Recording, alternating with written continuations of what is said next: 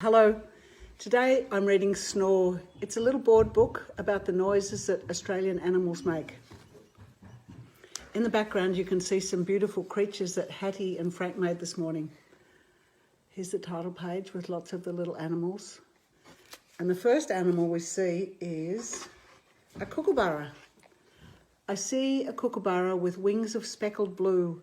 What do you say, kookaburra? Oh. Very good, Hats.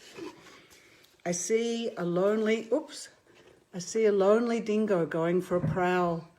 What do you say, lonely dingo? Ho! Ho! Ho! Ho! Ho! Ho! Very good.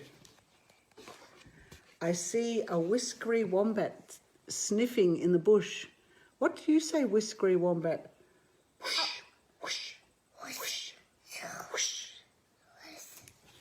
We used to have a baby wombat and sometimes he made noises like that. On a seat. That's right. I see a cockatoo trying hard to talk. What do you say, cockatoo? Squawk! Squawk! Squawk! Squawk! Squawk! Squawk! Very good. I see a grey koala. There's actually a lovely koala who lives in a tree just near here that we see sometimes.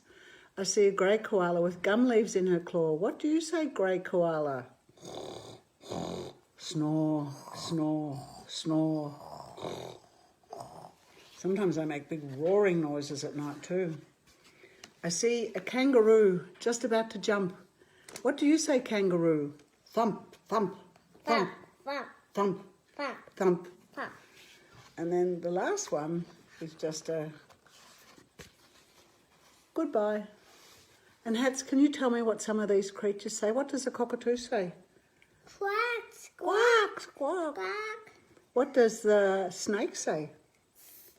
We didn't do the snake. The snake goes s. We didn't do the snake. There wasn't a snake in the book.